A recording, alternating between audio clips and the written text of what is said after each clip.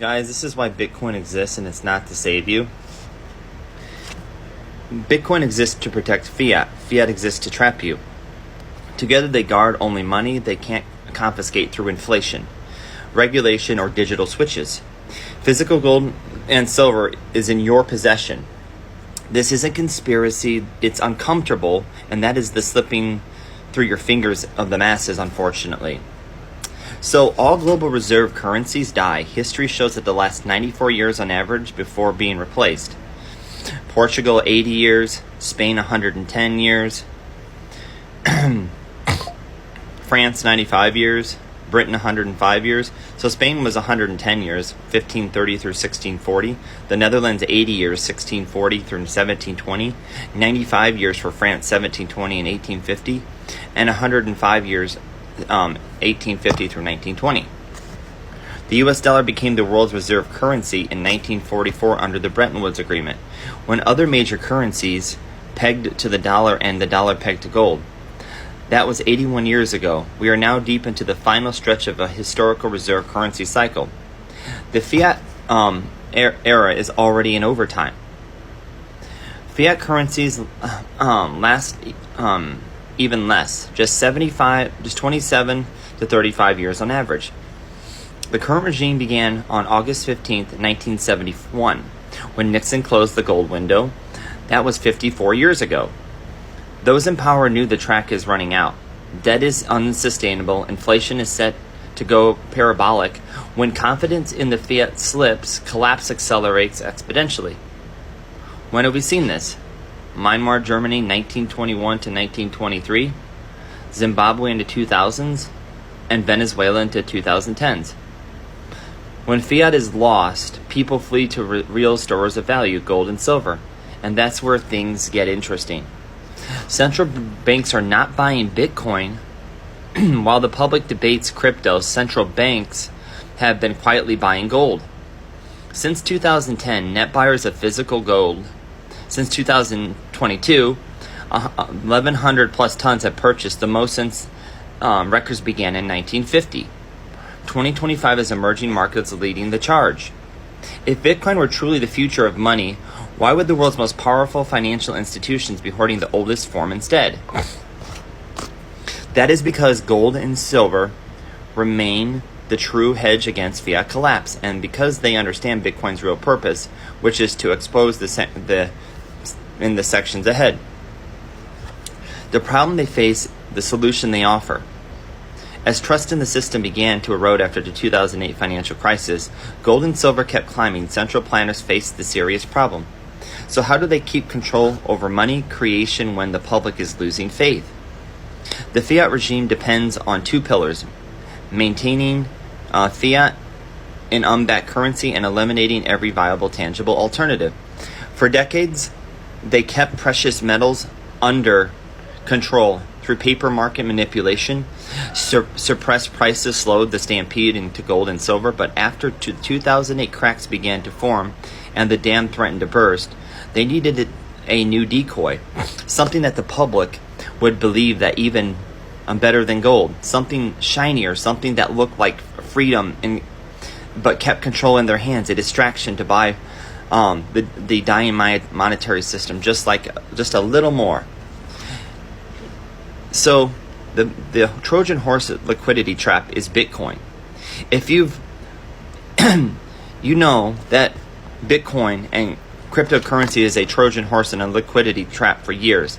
That's exactly what it is. The pressure value to keep capital inside the digital corral of the West legacy financial system. Because the gold markets is centralized, flooding the market with naked sell orders will always be a problem. Because Bitcoin is decentralized, that is not a problem. Bitcoin is a liquidity Trojan horse, trapped for the dying fiat system. Translate Satoshi Nakamoto to Japanese. Why do you think they let it exist this long?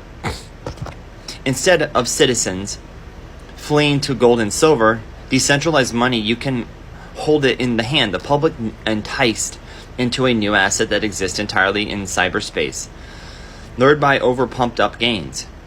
There it can be tracked, regulated, taxed, and if necessary, frozen or censored. With the fiat on and off ramps controlled, holders of the new fiat asset class are at the mercy of the legacy system. Bitcoin offers the appearance of an independent inflationary hedge, while keeping users tethered to the controlled, surveilled environment.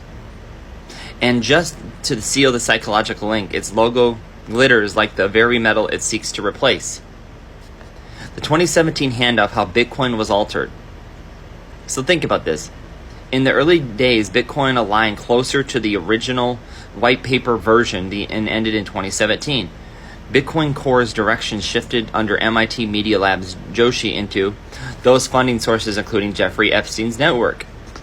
In October 2013, the Media Lab received a $2 million donation from Bill Gates. ITO wrote into the initial email that is $2 million gift from Bill Gates directed by Jeffrey Epstein.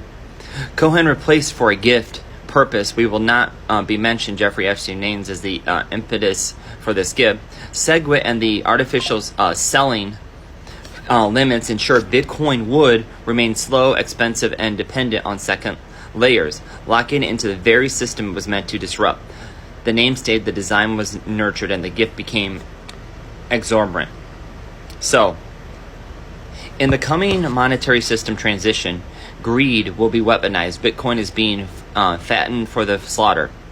Its role now, hold the herd until the replacement arrives. They need to be trapped in stocks, bonds, and crypto. The great taking, a final rug pull where life savings evaporates at your weakest point. The same institutions that spent decades discrediting precious metals will now have everyone in their throat. Stolen wealth from the old system will be funneled into the new one, marketed as the opportunity to reclaim the lost. They call it something like stablecoin, supposedly locked by tokenized gold. But this was never about decentralized or sound money. It's about total control, programmable, trackable, intangible, inescapable. Inflation plus this will pave the way for the new system. Universal basic income will appear as relief, but only on the new system will the controls, negative interest rates, and the digital IDs. Bitcoin was forked in 2017. The BTC ticker is now the original system, which makes sense. Why would you give full and easy access to retail on their new reserve system? They will trap liquidity on Bitcoin Core diversion and the pull track to the original Bitcoin BSV. On BSV, they will tokenize everything. If you look at it from a control perspective, this makes most sense. The trap is not just technical, it's psychological. Ironically, the blockchain closest to the original Bitcoin design, proof of the work, will be the highest TPS is in Bitcoin Core. It's Bitcoin SV. BSV now paired with Terranode. So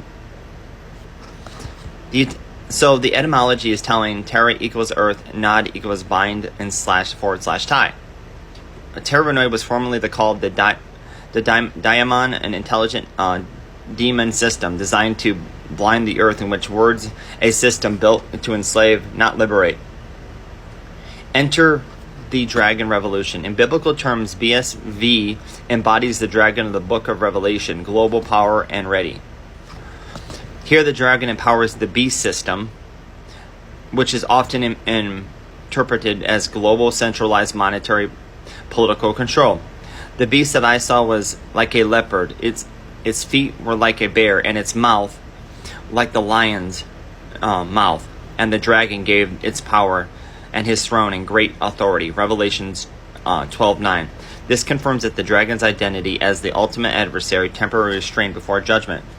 And I saw the angel coming down from the heaven, having the key to the abyss and holding it in his hand a great chain. He seized the dragon, an ancient serpent who is the devil or Satan, and bound him for 1,000 years. Revelations 21-2.